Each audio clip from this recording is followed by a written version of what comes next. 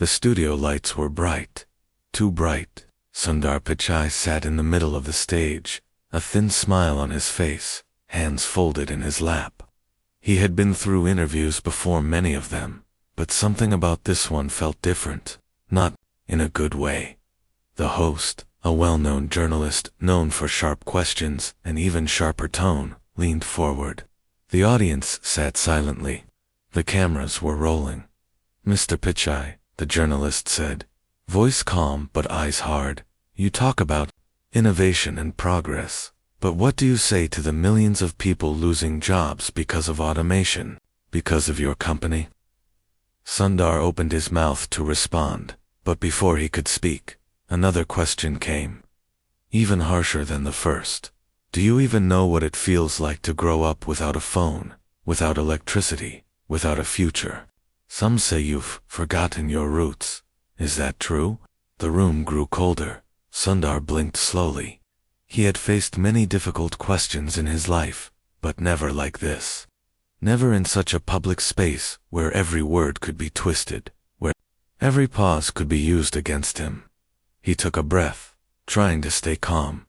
He remembered something his mother used to say when he was a boy in Chennai.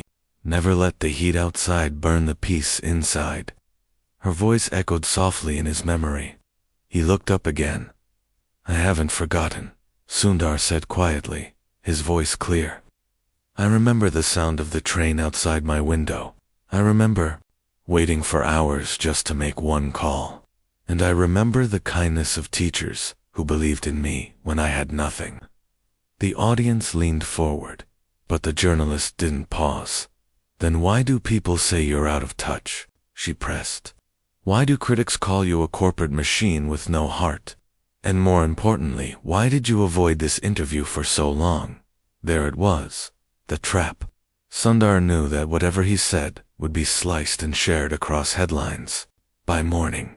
This wasn't curiosity, was a setup. He stayed silent for a moment, not because he didn't have an answer, but because he wanted to choose the right one. The silence stretched long, too long. A murmur moved through the audience. He finally spoke. "Sometimes silence is not weakness," he said gently. "It's just respect for the weight of the question." But even that, somehow, didn't seem enough. The journalist smirked. She turned to the crowd. "You see, even now, he avoids the real answers." Sundar felt something shift inside him. Not anger, not fear. Something else. A quiet strength that he thought he had lost. He had come here to talk about future technology, about education, about possibilities. But now, it felt like he was being judged for daring to rise, for daring to succeed. "Let's talk about your silence during the factory protests," the journalist said sharply. "Why didn't you say anything when workers were suffering under contract deals tied to your company?" Sundar looked down. His heart was pounding now. This wasn't a conversation anymore. It was an attack. And then something happened. A soft knock. The sound of a door opening backstage. No one noticed at first. Not the journalist, not the audience, not even Sundar, but a shadow fell across the edge of the studio floor. Then a voice. Calm, steady. "Perhaps it's time." Someone else asked the questions. The crowd turned. People gasped, because standing there, in a simple gray sweater and jeans, was Bill Gates. Yes. The Bill Gates. The room fell into stunned silence. Even the journalist froze.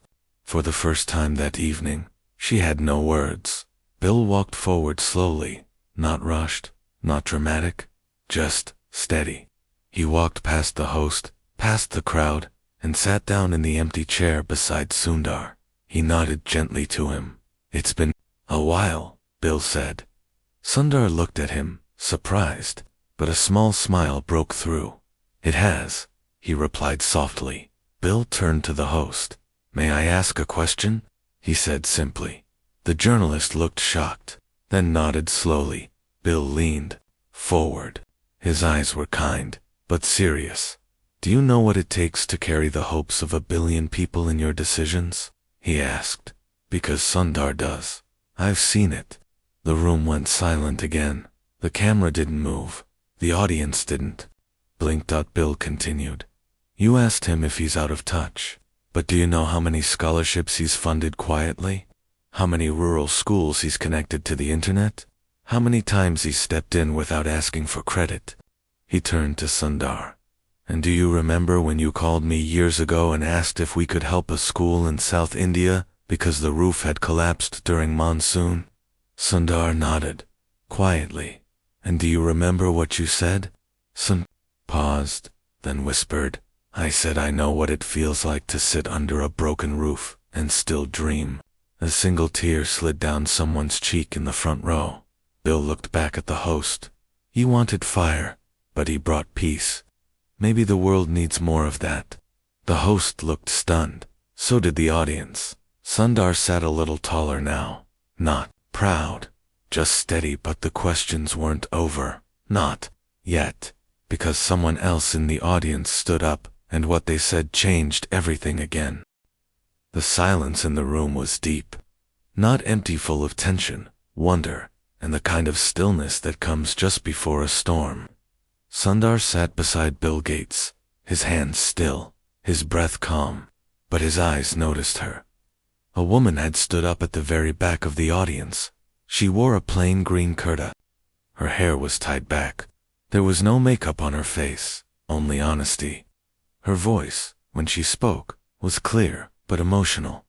I didn't come here to ask a question, she said, her hands trembling slightly. I came here to listen, but now, I feel like I must speak. Everyone turned. Even the cameras shifted toward her. My name is Mira, she continued. I'm a teacher from a government school in a small town in Orissa, and I need to say something to Sundar. The host looked surprised but curious. Mera took a deep breath. 3 years ago, our school had only one working computer for over 200 children. The screen was cracked. We had no internet, no electricity during the day. I wrote to every organization, every leader I could think of. No one replied, until someone from a foundation connected to Sundar's name replied. She paused, her eyes moist. Within weeks, we got 10 new laptops, solar panels, and internet that actually worked. Our children started dreaming again, and no one took credit. No photos, no press, just action. The crowd was completely still. Mera looked at Sundar now, directly, and today, you sit here being attacked for being too successful, for rising too far. But I see the boy who used to walk miles for books in Chennai, and I see a man who still remembers what it means to not have enough. Sundar didn't speak. He just bowed his head, eyes closing for a moment. He wasn't trying to hide emotion, he was honoring it. Bill placed a hand gently on Sundar's shoulder, but the moment wasn't done. The journalist cleared her throat. Miss Mira, she said carefully, your story is touching, but don't you think public figures should still be held accountable for their silence during controversies? Mira nodded softly. Of course, she replied. But silence is not always guilt. Sometimes it is the quiet of someone trying to solve a problem without creating noise. That sentence hung in the air. A soft ripple of applause began, quiet at first, then louder. The journalist tried to steer the interview back. Mr. Gates, she said, are you saying Sundar Pichai should never be questioned? Bill chuckled gently, not mockingly, kindly. We should all be questioned, he said. But questions should come from curiosity, not from cruelty. He turned to Sundar. I remember when you first joined Google, he said. You were quiet, humble, but you asked the deepest questions. Not about profit, about purpose. Sundar finally spoke again. His voice was soft, but steady. I believe in progress, he said, but I also believe in pause. Sometimes the fastest minds must sit still to make the clearest choices. He looked at the audience now. We are all being watched, judged, labeled, but the truth is, success is never one person climbing a ladder. It is a village pushing someone up. Another voice rose from the crowd, this time a young man. His English was broken, but his spirit was strong. "Sir," he said, "I used to sell chai near a railway station. I listened to your speech one day about dreams and hard work. Now I study data science in Delhi because of a scholarship with your name." He raised his hand to his heart. "I thank you." Tears welled up in many eyes now, not out of pity but out of deep recognition. Sundar's story was not just his own. It was theirs too. The host, clearly shaken, tried to maintain control. "We still have serious issues to discuss," she said quickly, "like your company's role in data privacy and the pressure on mental health from social media." Sundar nodded. Double quotes, "Yes," he said, "and we must face them. I am not here to escape responsibility. I am here to listen, to grow." He turned toward the camera. "To every parent, every student, every dreamer out there, I see you, and I carry your story with me." The host looked speechless for a moment, but then, surprisingly, she softened. "Do you ever feel lonely at the top?" she asked quietly. Sundar looked at her, really looked, and then he said, "Yes." That one word broke the barrier. Because when you grow up sharing a single pencil with your brother, and one day you're holding the future of technology in your hands, you wonder, am I still that boy, or have I lost him? He paused, and the truth is, I try to keep him alive, every day. A deep breath moved through the crowd. Bill spoke again. "You haven't lost him," he said. "You've just made space beside him for millions of others." But just as peace began to settle, the host received a message in her earpiece. Her face changed. "We have breaking news," she said. "A group of activists have arrived outside the studio. They say Sundar Pichai must answer for the damage caused by AI-driven job loss." Gasps in the room.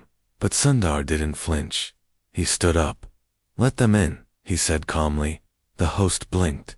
"Are you sure?" "Yes," Sundar replied. "I don't hide from hard questions. I've lived them."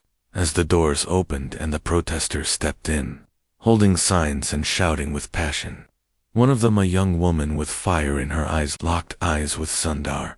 And then she said something no one expected, something that would lead to a revelation bigger than any before. The studio doors creaked open. Security hesitated, but Sundar raised a calm hand. "Let them speak," he said. "This room is big enough for anger and answers." The crowd parted slowly as a group of 6 protesters walked in. They held signs made of cardboard and paint. Some read, "AI stole my father's job." Others said, "We are not replaceable." They looked tired, determined. Real. The woman in front lowered her sign. She was young, maybe in her early 20s, but her eyes held pain older than her age. "My name is Kavya," she said, standing only a few feet from Sundar. "My father worked in a textile factory for 30 years. One day, his job was replaced by an automated system developed by a Google-backed partner. He came home that day, broken." Sundar listened, completely. Kavya's voice trembled. He didn't understand. He kept saying, "I gave my life to that machine. Now it doesn't need me." He stayed silent for weeks. And then one morning, he left and never came back. The studio was frozen. Even the camera seemed stiller than usual. Sundar's eyes closed for a brief moment. When he opened them, they were moist. "I am sorry," he said softly. "No words will ever make that pain smaller. But I want you to know, you are not invisible to me." Kavya stepped closer. "But what are you doing about it?" "Speeches don't bring my father back. Promises don't pay rent. We don't need pity. We need solutions." Sundar nodded. "You're right." He turned to the host. "Do we have access to a screen here?" A producer brought a tablet and connected it to the large studio monitor. Sundar opened a page. "This is Project Asha," he explained. "We've been working quietly for 2 years. It's a program to retrain workers across sectors affected by automation. Over 12,000 people have already been placed in new jobs with higher pay and benefits. But we didn't advertise it, because it's not about good press. It's about doing the right thing. He turned to Kavya. Your father's loss should not be in vain. We failed him, but we won't fail others. The room remained silent. No one clapped. It wasn't a moment for applause. It was a moment for truth. Bill Gates stood slowly. When I was younger, he said, I thought innovation meant faster, smarter, cheaper. But over time, I learned it means more responsibility, more listening, more heart. He looked at Sundar, and he's learning that too. The journalist leaned forward again, not with sharpness now, but with curiosity. Why keep Project Asha a secret? She asked. Wouldn't it help your public image? Sundar gave a faint smile. Because some things should be done because they are right, not because they are popular. Kavya stared at him. The anger in her eyes softened. Not gone, but shifted. Can I join that project? She asked. To help others like my father. Sundar nodded. Not just join, he said. Lead a new chapter. The crowd gasped, Kavya single quotes, as hands shook. I'm just a dropout, she whispered. So was I once, Sundar replied. From a dream others thought was too big. Tears streamed down her face. But the moment wasn't over. Bill's phone buzzed. He glanced at it, then turned to Sundar. You need to see this. He handed the screen over. Sundar read the message. His face changed. What is it? The host asked. Sundar looked up. A leaked email, he said slowly. Someone is trying to use this interview to frame a narrative that could cost thousands of people their jobs. Gasps. What do you mean? Asked the host. Sundar handed her the phone. The email was from a lobbyist group. The message was clear. Make Pichai fall in this interview. Discredit him. Push the automation scandal. We'll move in after to propose new leadership for public-facing AI development. Full control, full profit. The journalist's hands shook. I had no idea, she said. Sundar stood. This wasn't about truth, he said calmly. It was about power. But we can choose not to play their game. He looked at Kavya. Truth can't be silenced when it stands together. Bill stepped beside him. I think we need to talk to the audience directly now, he said. The camera zoomed in. Sundar's voice was steady. To every person watching this, know that your voice matters. Not just in this studio, but everywhere decisions are made.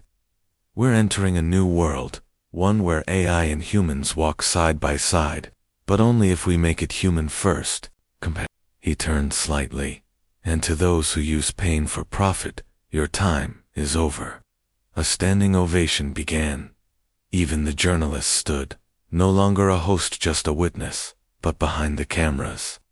A producer rushed in, whispering in someone's ear. They looked stunned. What's going on? Bill asked. There's someone else waiting backstage, said the host. He says he was sent by your mother. Sundar's face turned pale.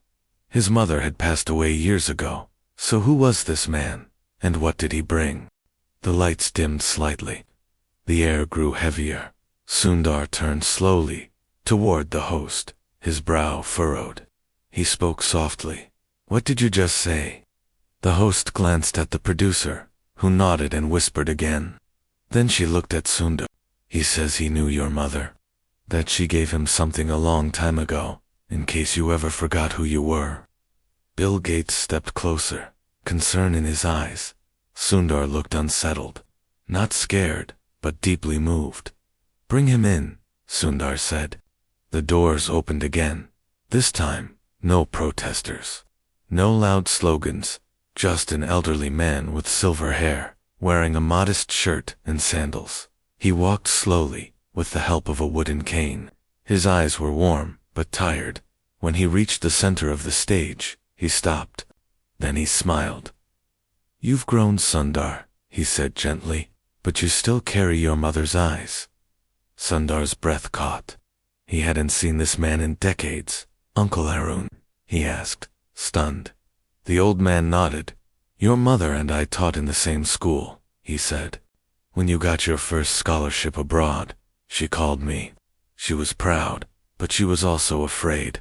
The audience listened silently, as if watching a memory unfold in real time. She said, I'm afraid the world will celebrate his mind and forget his heart. And then she handed me a letter. She said, if he ever becomes powerful, remind him of this. He reached into his coat and pulled out a small, folded envelope, yellowed by time, worn at the edges. Sundar took it slowly. His fingers trembled. He opened it. The paper crackled softly. He read, My dearest son, if you are reading this, it means life has taken you far. I hope you have stayed kind. Remember the joy of giving your lunch to a classmate who had none. Remember the shame of hiding your broken shoes.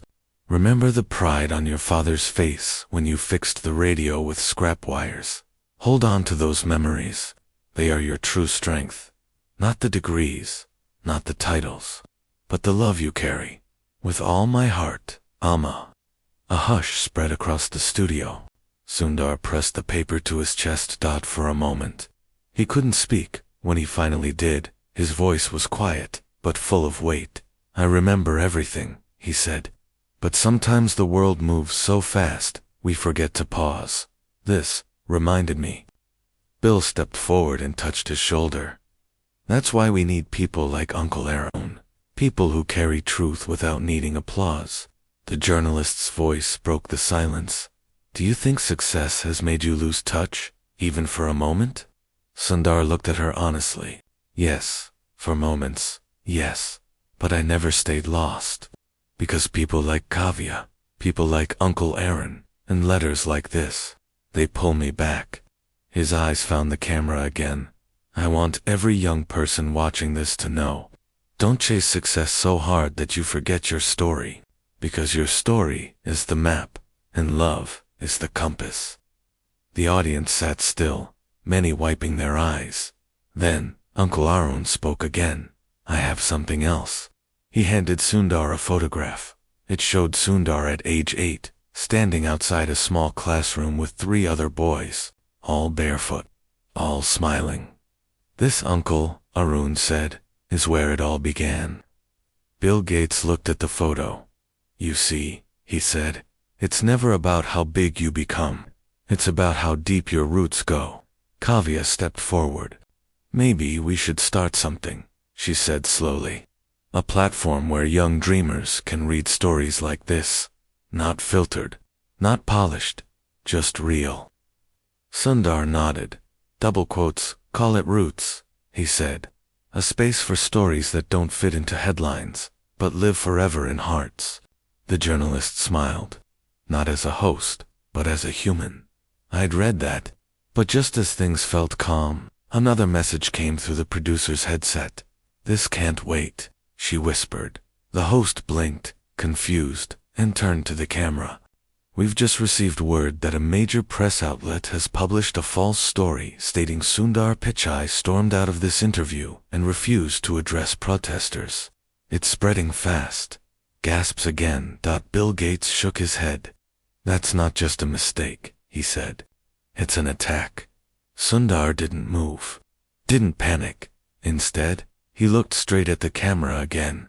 Let's go live right now, he said, and speak to the people. Not through headlines, but through truth. A technician nodded. We're live to over 10 million viewers. Sundar stepped to the front. I didn't walk out. I walked forward, he said. I faced the protesters. I cried with them. I promised change. And I'm not leaving this room until every voice is heard. The comment feed exploded with support. Bill turned to him. This is leadership, he whispered. Sundar looked at him. This is responsibility, he replied. But just then, Kavya's phone buzzed. She glanced at it, her eyes widened. You need to see this, she said urgently. Sundar leaned in. Her screen showed an email, another leak, this time, from inside the company. It detailed a planned restructuring to remove Sundar from decision-making on ethical AI systems. and replace him with a board driven by profit goals. He read the sender. His breath stopped. It was someone he once trusted. This isn't just about me, Sundar said quietly. Then who is it about? Kavya asked. He looked up. It's about what kind of future we want to build. One where machines serve people, or one where people serve machines. The audience was stunned. Bill leaned closer. Are you ready to fight this? Sundar nodded. I have too. For my Uma, for Kavya, for every barefoot child with a dream. And as the screen behind him flashed, with the words breaking, false reports denied by live broadcast, Sundar took a deep breath. Then let's begin. But he didn't know that the final betrayal was still ahead, and it would come from the last person he ever expected. The room pulsed with energy. Sundar stood firm under the studio lights, his shoulders calm, but his eyes stormy. Beside him, Kavya held her phone, still showing the leaked email. Uncle Aaron sat quietly, eyes closed in silent prayer, and Bill Gates remained close, steady as a rock. A tech team rushed around behind the cameras, adjusting feeds, monitoring live responses. Messages of support poured in from across the world. But even as the world watched with open hearts, Sundar's thoughts turned inward. He recognized the name on the leaked email. It wasn't a stranger. It was Rajiv Malhotra. Rajiv had once been Sundar's closest advisor, someone he had mentored, trusted, even defended when others doubted him. They had worked side by side to build programs meant to protect user data and develop ethical AI. Rajiv had even visited Sundar's home, shared meals with his family, and now, he was behind the plan to take him down. Bill noticed the change in Sundar's expression. You know who sent it? He said quietly. Sundar nodded. Double quotes. Rajiv. Bill's jaw tightened. I thought he was on your side. So did I. The host, still recovering from the chaos of the false reports, stepped forward. We need to respond carefully, she said. This is a live event. The narrative is still forming. Sundar looked straight into the camera. Then let the truth form it, he said. He turned to the technician. Get me a direct connection to Rajiv's office. Now. Minutes passed in tense silence. The crowd waited. The protesters waited. The world waited. Finally, a voice came through the speaker. Hello. Who is this? It's Sundar. Silence on the other end. Then, you shouldn't have gone live. Why? Sundar asked. Because the truth came out. Rajiv sighed. You were never built for this fight, Sundar. You believe too much in people, and that's your weakness. Sundar stepped closer to the mic. Double quotes. No, that's my strength. And you forgot that. Do you really think kindness can protect you from what's coming? Rajiv said. We're building the next generation of power, not pity, not poetry. Sundar's voice didn't rise, but it grew firmer. You don't understand. The world doesn't need another machine without a soul. It needs leadership with heart. Rajiv laughed coldly. Then you've already lost. The call disconnected. Kavya looked stunned. He sounded ... different, like someone else. Bill nodded slowly. That's what greed does. It rewires people. The host turned to Sundar. What now? Sundar didn't hesitate. We show what real power looks like. He raised his voice. To the millions watching, here is the truth. Rajiv was one of us. I gave him trust. He gave me betrayal. But we won't fight fire with fire. We'll fight it with light. He walked toward the center of the stage.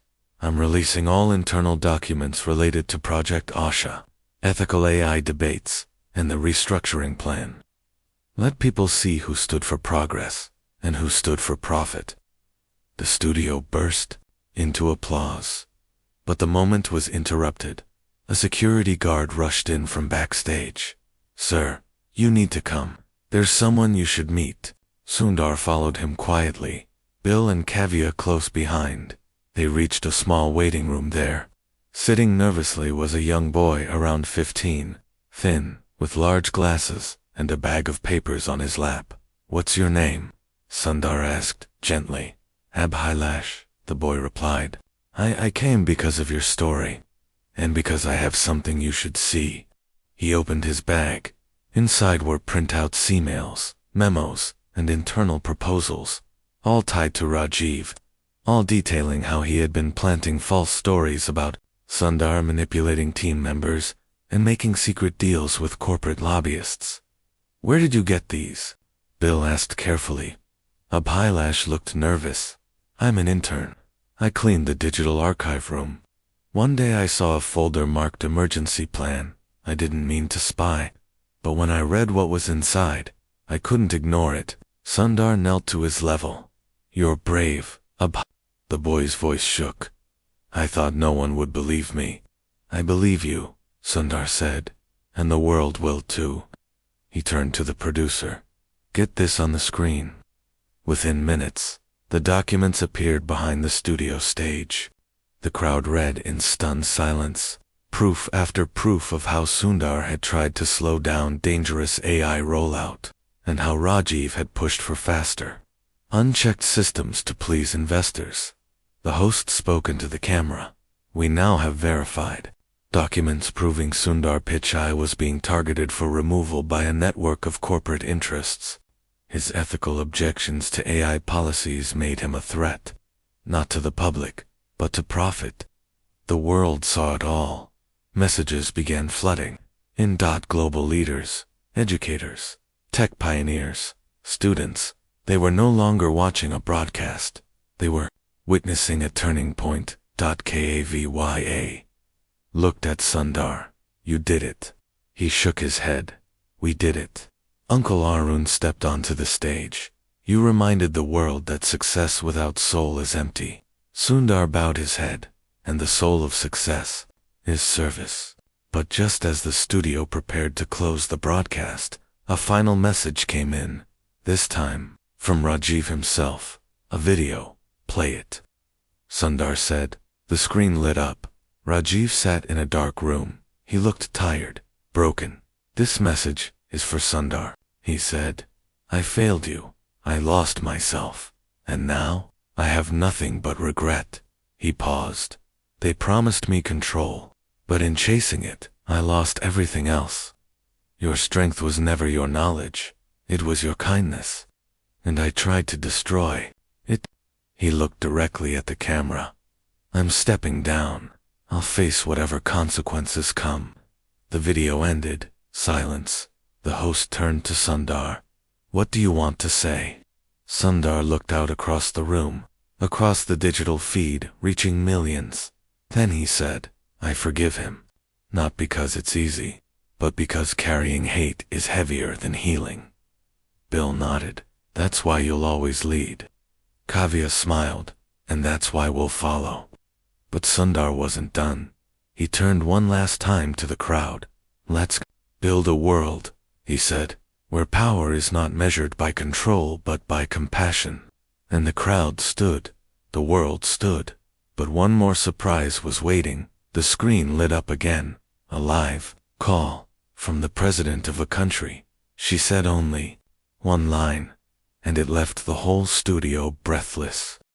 The studio lights dimmed once more. The air was thick with emotion, relief, awe, reflection. Sundar stood center stage, not as a CEO, not as a global figure, but as a man who had faced betrayal, protest, and public doubt and still chose grace over pride. But then, the screen behind him flickered. A producer whispered, "We're getting a direct video call from the president of Finland." The host stepped forward, eyes wide. "She says she must speak to Sundar directly. Live." The studio fell silent again as the screen came to life. There she was, the president, standing behind a wooden desk in her official office. Her voice came through clear and steady. "Mr. Sundar Pichai," she began, "I watched your entire broadcast. I saw the questions, the accusations, the truth. And more than anything, I saw your humanity." Sundar bowed his head respectfully. She continued, "In our country, We have been searching for a global partner to help us build an ethical AI system for public health and education. We wanted a system built not on speed, but on compassion, not on profit, but on purpose. She smiled gently. We now know who we want to lead that mission. A gasp swept the room. We formally invite you, Sundar Pichai, to lead a global consortium under the United Nations, focused on human-first technology. Your team, your values, your vision. Kavya covered her mouth in shock. Bill Gates clapped slowly, his face full of pride. Uncle Arun closed his eyes, whispering a soft prayer, and the studio erupted in applause. Sundar looked down, overcome. For a moment he couldn't speak. Then he stepped forward. "Madam President," he said, "I accept. Not as a CEO, not as a man with power, but as a boy who once stood barefoot in a dusty classroom, dreaming of change." The screen faded, and just like that, the moment became history. The journalist who had started the interview stepped toward Sundar. Her voice was softer now. "I came here today thinking I would break a story," she said, "but instead, I found one." She turned to the crowd. This wasn't an interview. This was a reminder that humility is stronger than pride, and that kindness doesn't make a leader weak. It makes them unforgettable. The studio team began packing up.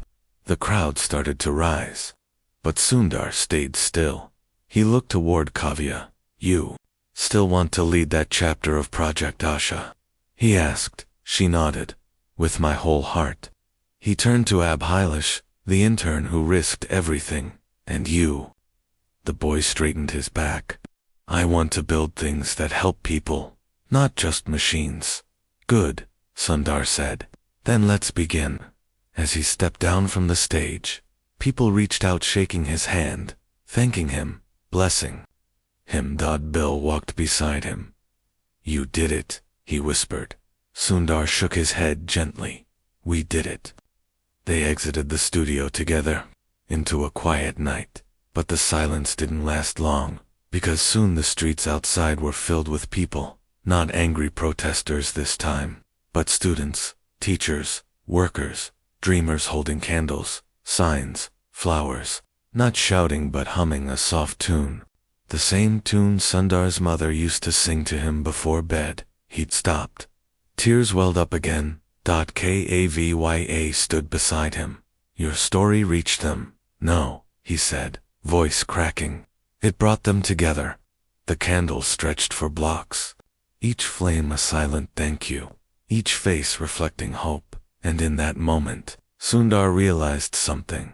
It wasn't about winning, it was about staying true. He looked up at the sky. "Thank you, Amma," he whispered. "You were right. Love is the real legacy." Bill placed a hand on his back. "What now?" he asked. Sundar smiled. "Now we build. Not towers, not empires, but bridges." The screen faded to black dot, but across the world, millions sat quietly, with full hearts.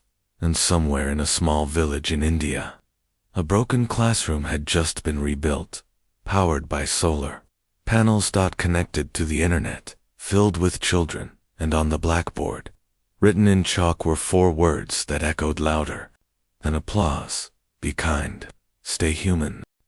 Weeks passed since the night Sundar Pichai stood under the studio lights and shared his truth with the world. The interview, the protests, the betrayal, and the final invitation from the President of Finland had become a global movement. It was no longer just about one man's integrity, had sparked a revolution in how leaders, companies, and communities viewed technology, leadership, and responsibility. The movement was called Project Roots. Schools across continents began sharing their stories. Hospitals, once run down, now received upgraded systems powered by ethical AI designed to heal, not just manage. Local entrepreneurs and villages, from Rwanda to Rajasthan, received access to powered learning hubs, funded anonymously though everyone knew who was behind it. But for Sundar, something had changed more deeply. One morning, far from the flashing camera as he returned to Chennai, He walked through the narrow streets of his childhood. The roads were cleaner now, but the smells, the sounds, the heartbeat of the place remained the same. He stopped outside the small old house where he had grown up. The gate creaked, the paint peeled, but the memories were intact. Uncle Arun was already waiting at the doorway. She would have been proud, he said quietly, handing Sundar a small tin box. Inside were old photographs, a broken pencil, a torn scholarship letter, and a scrap of paper with scribbled Tamil words in his mother's handwriting. Sundar smiled. I remember this. She wrote it when I failed my math exam. Uncle Aaron laughed. And you cried all day. She just wrote, you are not your failure. You are your effort. That same afternoon, Sundar visited the classroom where it all began. It had been rebuilt since the broadcast. Children now sat at clean desks with working fans, colored chalks, and tablets. A young teacher smiled when she saw him at the door. The students stood, excited, but Sundar raised his hand gently. Sit, please, he said. I'm just here to learn today. He sat on the floor beside a boy, struggling with multiplication. He didn't give answers. He just listened, he encouraged, and he left quietly. As the children waved, not knowing they had just studied beside a man reshaping the world back in the city. Kavya had become a national figure. She led the first human AI cooperative design center, hiring people displaced by machines and retraining them to work with new systems built for good. Abhilash, the intern, had been offered scholarships by universities worldwide, but he chose to stay and work with Sundar's team. We're not just building products, he said in an interview, we're building purpose. Bill Gates continued to support from the shadows. He avoided the spotlight, but everyone knew his hand was steady on the shoulder of change. But change didn't come without challenge. There were critics. Some called it a publicity move. Others feared the new human-first technology would slow down. Prophets.one news channel ran the headline, "Kindness isn't scalable." Sundar simply replied, maybe it doesn't need to scale. Maybe it just needs to spread. And it did. The letter from his mother was translated into over 40 languages and shared across schools. Leaders from small towns began quoting it during morning assemblies. But the real shift happened quietly. One rainy evening, Sundar visited a small bookshop near his old school. Inside, he found a father buying a notebook for his daughter. The little girl looked up and whispered shyly, "You're the man from the story my teacher told." He smiled. "Which story?" "The one about the boy who walked to school and became a bridge." He knelt beside her. "And do you know what makes a good bridge?" She shook her head. "It doesn't matter how strong it is," he said. "What matters is if people feel safe walking across it." She grinned. "I'll build bridges too." As he walked out, umbrella in hand, raindrops falling gently, Sundar felt a peace he hadn't known in years. Because this was no longer about tech. It was about trust, about passing the torch not of innovation, but of intention. The final scene came weeks later, during the first ever First Global Summit in Helsinki. Leaders from around the world gathered.